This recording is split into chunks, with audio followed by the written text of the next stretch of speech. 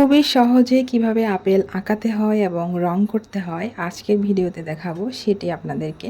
তো সবাই সাথে থেকে শেষ পর্যন্ত ভিডিওটি দেখতে থাকুন। সো হ্যালো ভিউয়ার্স, আসসালামু আলাইকুম। আমি ফার্স্টে এই আপেল আঁকানোর জন্য আমি কালার নিয়ে নিয়েছি, আর এইগুলা হচ্ছে প্যাস্টেল কালার। আমি এই প্যাস্টেল কালার দিয়ে আপনাদেরকে কালার করে দেখাবো আপেল কিভাবে কালার করতে হয় এবং কিভাবে সহজে ড্রয়িং করে নিতে হয়। তো ফার্স্টে আমি একটি পেন্সিল নিয়ে নিয়েছি এবং একটি পেপার নিয়ে নিয়েছি। আপনাদের যদি ড্রয়িং খাতা থাকে আপনারা ড্রয়িং খাতাতে ট্রাই করতে পারেন। আমি একটি পেপার নিয়ে নিয়েছি, আর এটি মূলত খুব ছোট যারা তাদের জন্য উপযোগী। তো আমি একটি ফার্স্টে সার্কেল এঁকে নিয়েছি। হাতে কম্পাস থাকলে কম্পাসের সাহায্যে আঁকাতে পারেন বা ফ্রি হ্যান্ডে আঁকাতে পারেন, সবচেয়ে ভালো হয় ফ্রি হ্যান্ডে আঁকাতে পারলে। আর এই ধরনের বিভিন্ন টেকনিক অ্যাপ্লাই করে যদি আঁকাতে পারেন তাও পারেন। তো আমি ফার্স্টে সার্কেলটা আঁকানোর পরে মাঝ বরাবর একটি দাগ টেনে নিয়েছি। তারপরে দেখুন এই দাগের উপরের অংশ থেকে অনেকখানি একটু নিচে একটি ফুটো দিয়ে নিয়েছি। তারপর নিচের অংশেও আমি একটা ছোট ফুটো দিয়ে নিয়েছি। তো তারপরে সেখান থেকে ফুটো থেকে আমি একটু রাউন্ড করে তারপরে সার্কেলের সাথে মিলিয়ে নিয়েছি দুপাশেই। উপরেও ঠিক একই, নিচেও ঠিক একই। এভাবে করে আমি উপর নিচে দুদিকেই একটু রাউন্ড করে আমি এই সার্কেলের সাথে মিলিয়ে নিয়েছি। তারপরে আমি মাঝ বরাবর থেকে দুটো দাগ টেনে আমি বটুটা এঁকে নিয়েছি। তারপরে বটু থেকে আমি একটি পাতা এঁকে নিলাম খুব সহজেই, দুপাশে দুটো দাগ টেনে পাতার মাঝে থাকা সেই দাগগুলো দিয়ে নিলাম। ড্রয়িং করার শেষে আমার এই অপ্রয়োজনীয় অংশগুলো আমি রাবারের সাহায্যে মুছে নিব। তো আমি এই সার্কেল যে এঁকেছিলাম সেই সার্কেলের মধ্যে আমার যে অংশগুলো অপ্রয়োজনীয় আমি সেগুলো মুছে ফেললাম।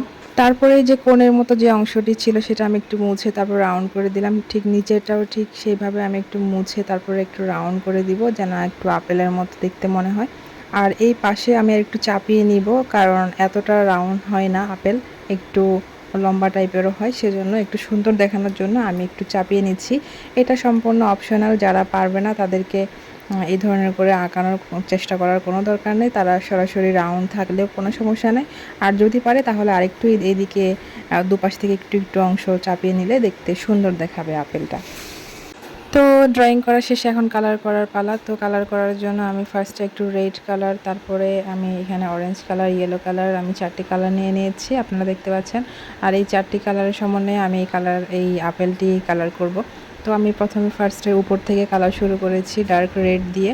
আমি উপরে ডার্ক করে নিয়েছি এবং আর আপেলের যে বর্ডারের আশপাশটা আমি একটু ডার্ক করে কালার করে নিয়েছি, তবে চারপাশে নয়, এক সাইডে এক পাশ থেকে আমি কালারটা শুরু করেছি। আর এক পাশে আমি বেশি ডার্ক করব, তারপর আস্তে আস্তে আমি হালকা হালকা করে কালার করে দিচ্ছি। আর এখানের উপরে এখন আমি মিডিয়াম কালারগুলো অ্যাপ্লাই করব। এখন আমি এর উপরে পিঙ্ক কালারটা অ্যাপ্লাই করব। যেখানে যেখানে আমি হালকা করে কালার দিয়েছি সেখান থেকে আমি পিঙ্ক কালারটা অ্যাপ্লাই করছি, এবং তারপরে যেখানে সাদা অংশ রয়েছে সেখানে সহ আমি ছড়িয়ে কালারটা করছি। আর এবং সাদা অংশগুলোতে আমি আস্তে আস্তে হালকা করে কালারটা ছেড়ে ছেড়ে কালার করব। আর এইটাই আমি পরে অন্য কালার দিয়ে অফ করে দিব সম্পূর্ণ। তো আমি ইয়েলো কালার দিয়ে এই হোয়াইট অংশ যেখানে আমি হালকা হালকা করে পিঙ্ক কালার দিয়েছিলাম সেটা সম্পূর্ণ অফ করে নিচ্ছি। আর এখানে আমি একটু হোয়াইট কালারও ব্যবহার করব, যেন একটু দেখতে সুন্দর দেখায়। আর যাদের 3-4টা কালার একসাথে মিক্সড করে কালার করতে কঠিন মনে হয় তারা শুধুমাত্র রেড কালারটা দিয়ে বা একটু পিঙ্ক কালারটা সহ দুটো কালারের মিক্সড করে কালারটা করতে পারে চাইলে। তারপরে এখানে ডার্ক গ্রিন এবং মিডিয়াম গ্রিন, তারপরে লাইট গ্রিন, এই 3টা কালারের মিক্সড করে আমি এখানে পাতা এবং বটুর অংশটি কালার করে নিয়েছি। আর এখানে গাঢ় থেকে হালকা করে কালারটা যেন সুন্দর দেখায় সেজন্য সেভাবে করে কালারটা করেছি। আর এরপরে কালার কমপ্লিট হওয়ার পরে আমি পেন্সিলের সাহায্যে আমি আবারও পুনরায় একটু ড্রয়িং করে নিয়েছি, যেন ড্রয়িংটি ফুটে ওঠে। তো আপেল আঁকা এবং রং করা একেবারেই শেষ পর্যায়ে। তো নেক্সট ভিডিওতে আপনাদের মাঝে আমি অন্য কোনো একটি ড্রয়িং ভিডিও নিয়ে হাজির হব। তো সবাই ভালো থাকবেন, সুস্থ থাকবেন। আল্লাহ হাফেজ, আসসালামু আলাইকুম।